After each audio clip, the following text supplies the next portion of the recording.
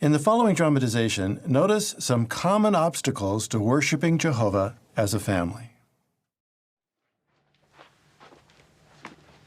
Hi. Hey, babe. So, what's for family worship this week?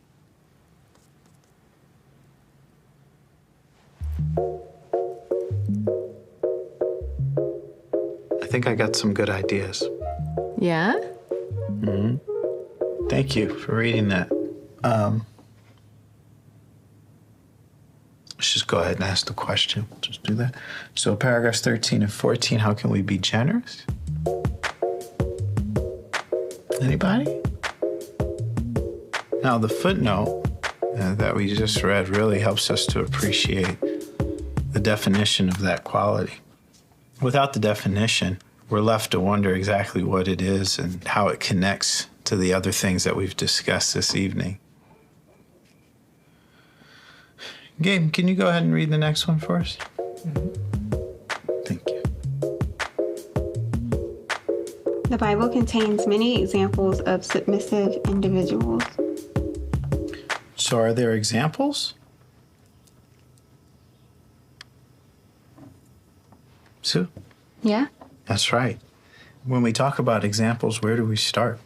There's examples in the past. There's even examples presently, and we could even be examples. That's the power of them.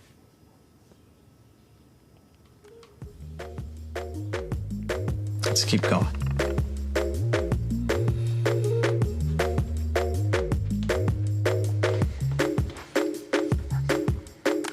That was a lot of reading. I know, right? I want to enjoy family worship, but I feel like the things that we are covering are just really not what I need right now. Yeah. You know, I just don't know if this is what they need right now. We'll keep working on it.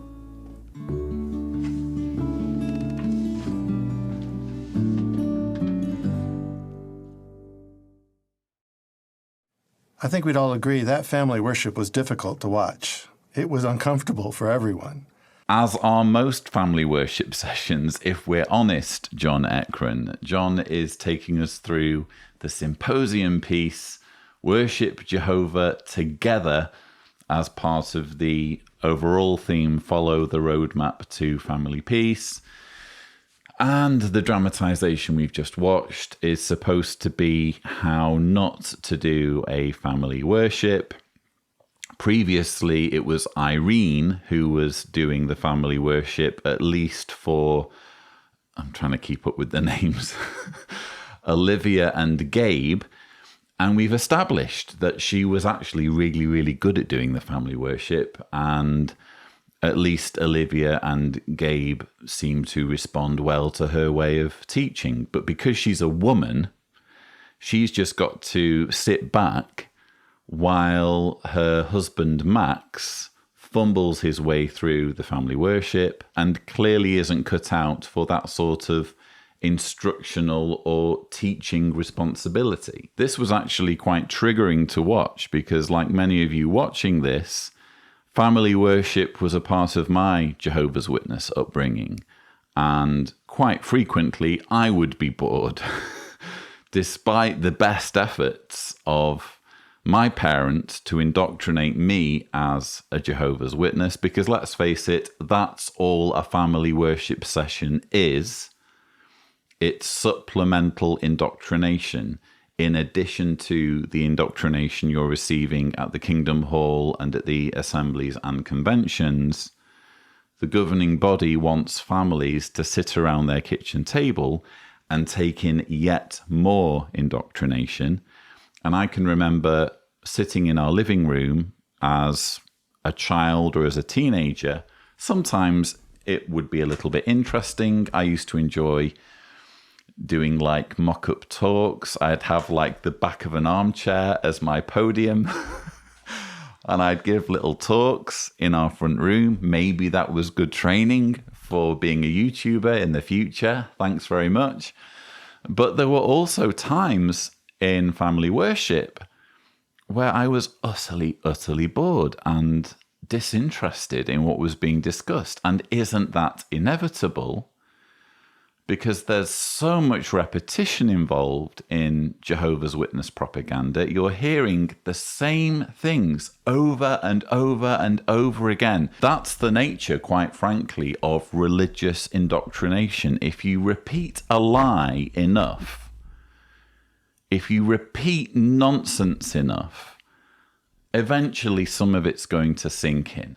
Eventually you're going to convince someone of something because it's all they're hearing all of the time. So there's repetition going on. There's material that just isn't interesting for young people, let's be honest. I mean, for example, one of the things you're asked to do as a Jehovah's Witness is read God's Word, the Bible, daily. Well, there are whole chunks of the Bible that are unbelievably boring.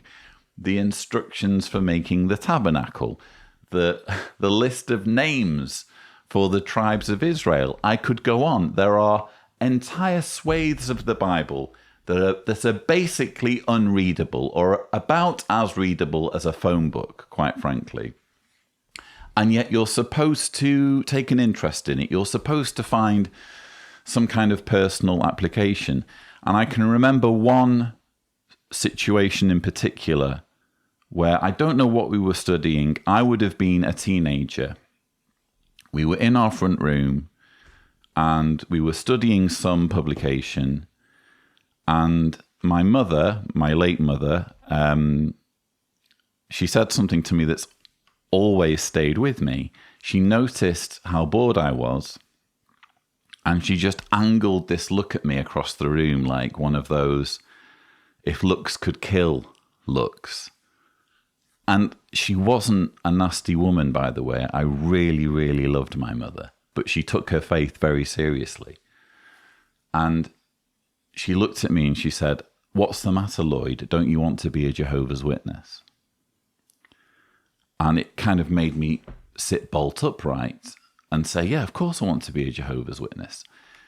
It's such an odd thing to have to say, though.